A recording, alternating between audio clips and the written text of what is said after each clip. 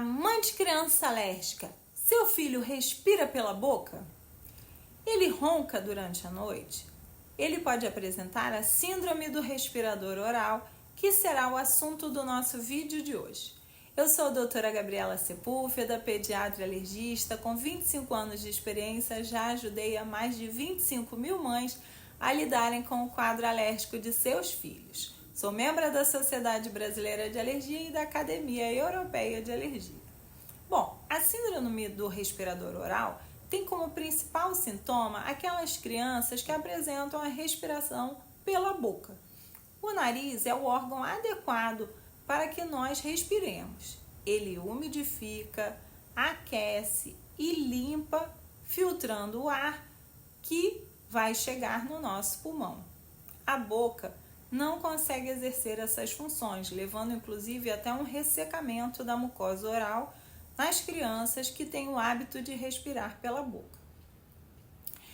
Esse quadro está muito comumente associado com a rinocinusite alérgica, pois o paciente que apresenta rinite ou a rinocinusite apresenta uma inflamação da mucosa, que é a pele que forra o nosso nariz por dentro e os seios da face, levando uma inflamação, entupimento, secreção, dificultando ainda mais a respiração.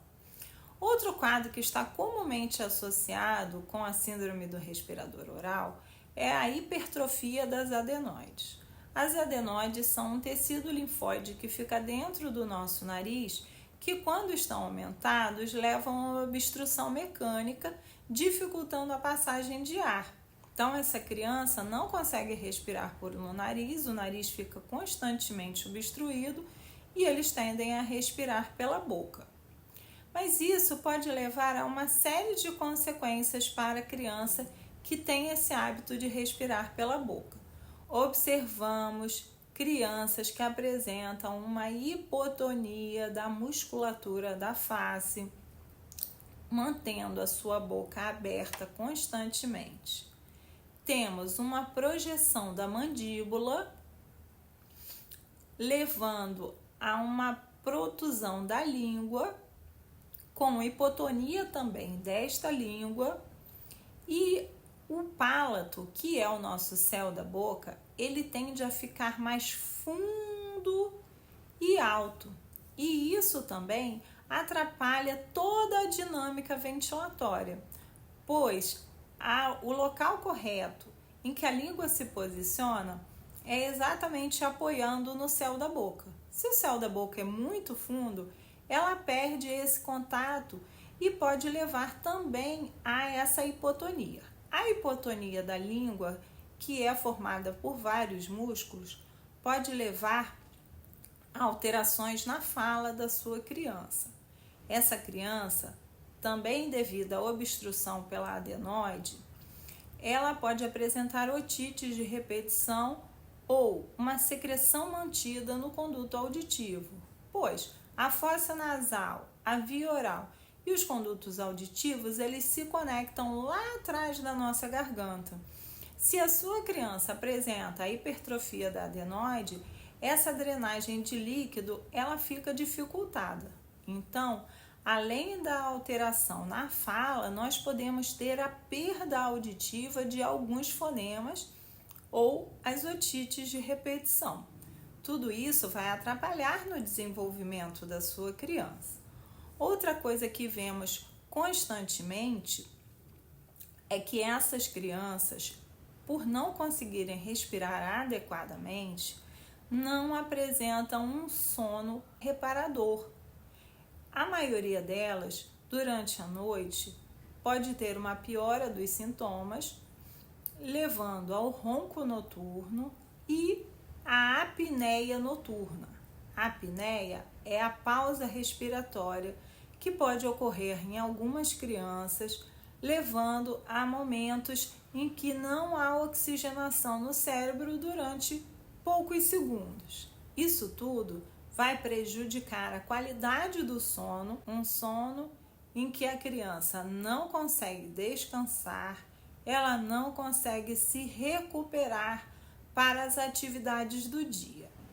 Então, observamos que pela manhã, essas crianças costumam estar muito cansadas, elas costumam acordar já com fadiga, e isso vai atrapalhar no desenvolvimento da sua criança, na aprendizagem, na aptidão, na concentração.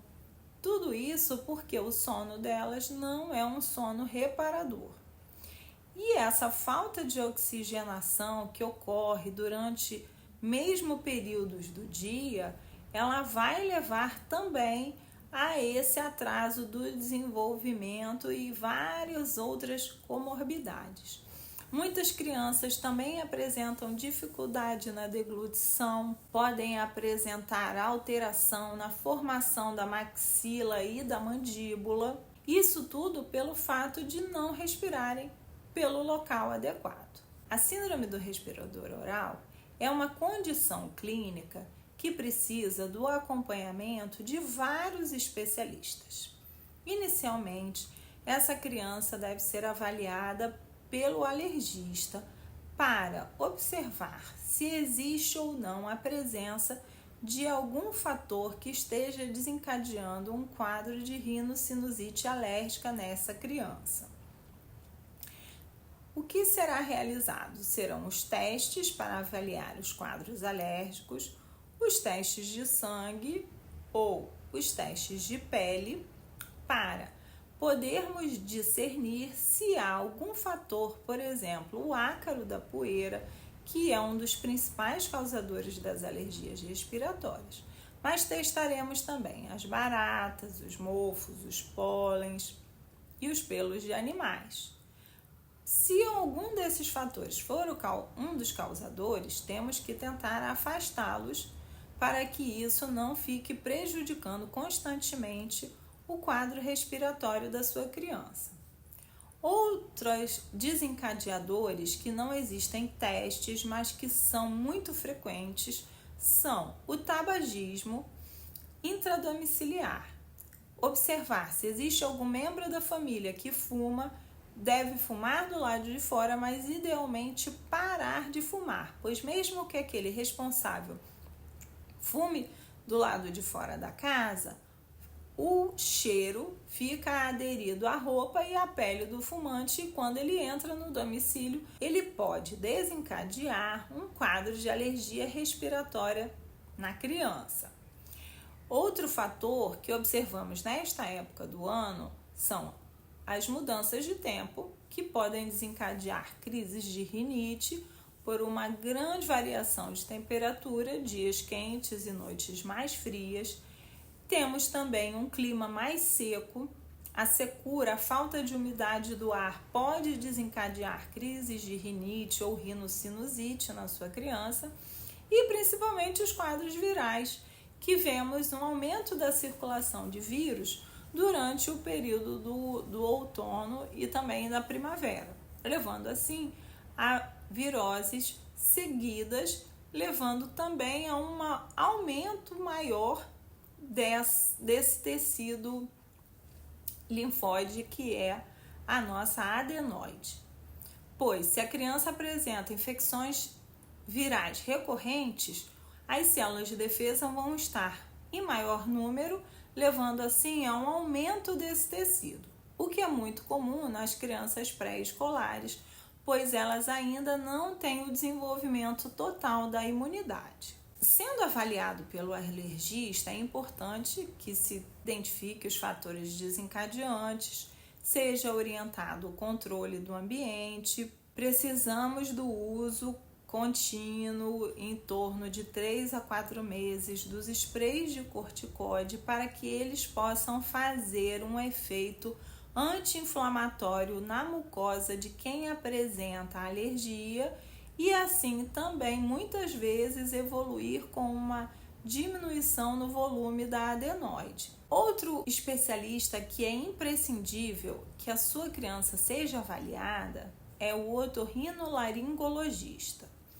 O otorrinolaringologista vai avaliar exatamente essa função respiratória, o aumento dessa adenoide, se o volume é muito grande ou pequeno, se existe ou não indicação de uma cirurgia para retirada da adenoide. É muito importante no diagnóstico inicial, nós solicitamos o que chamamos de raio-x de cavo. É um raio-x de incidência lateral para visualizar se há um aumento ou não desse tecido linfóide, que é a adenoide. Outro exame que pode ser realizado pelo otorrinolaringologista é a nasofibroscopia, em que colocamos um endoscópio pequeno com uma câmera na ponta, uma fibra óptica que é passada pela via oral ou pela via nasal para observarmos o volume da adenoide, se existe alguma outra má formação ou se existe apenas um aumento do volume, a quantidade de secreção e avaliação da anatomia local. Outro exame muito importante para as crianças que apresentam a síndrome do respirador oral é a audiometria. A audiometria é o exame para avaliar a audição dessas crianças, pois, como falamos anteriormente, muitas delas podem ter perdas auditivas para alguns fonemas específicos. Por isso é muito importante que essa criança também seja avaliada pelo fonoaudiólogo. O fonoaudiólogo vai avaliar a capacidade de emissão dos fonemas, vai avaliar a audiometria, se existe alguma perda auditiva e poderá propor uma terapia de algum tempo, algum período como meses de sessões para avaliar também e trabalhar toda a dinâmica da boca. Esse profissional vai trabalhar como está a respiração da sua criança, vai passar exercícios para que essa criança possa fortalecer a musculatura, para que ela possa posturar a língua, perceber se ela está conseguindo emitir todos os fonemas.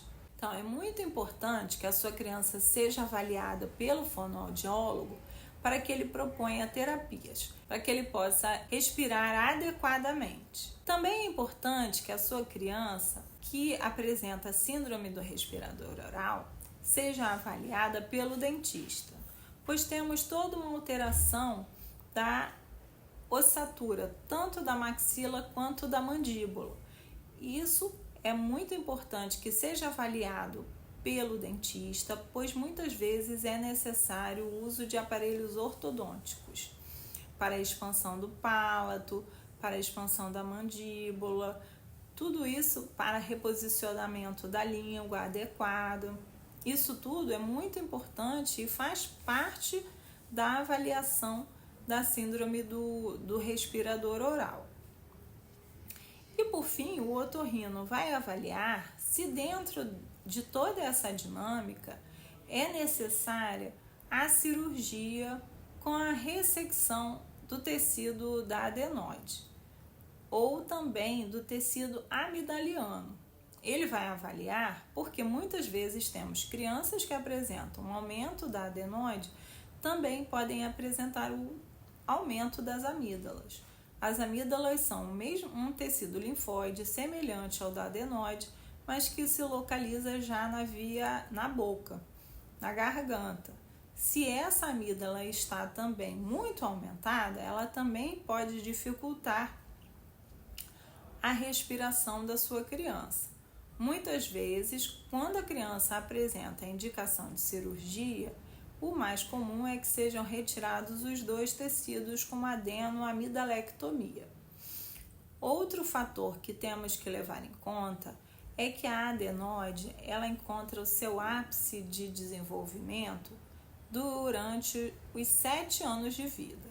Muitas vezes, quando as crianças pequenas, em torno de 4 anos, apresentam um aumento de tecido amidaliano e da adenoide, essa cirurgia muitas vezes pode ser postergada, pois esse tecido ainda vai crescer. Por isso, cada caso deve ser sim avaliado individualmente, pois em alguns casos, são necessários 2 tempos cirúrgicos. Se essa adenoide é muito grande e atrapalha muito a vida da sua criança, às vezes é necessária uma cirurgia aos 4, e se esse tecido se desenvolver novamente em torno de 7 a 8 anos, às vezes também é necessária uma segunda cirurgia. Por isso, cada caso deve ser avaliado individualmente para que possa ser bem conduzido para o melhor desenvolvimento da sua criança. Para mais informações como essa, eu sou a doutora Gabriela Sepúlveda, pediatra e alergista, e me segue lá no canal.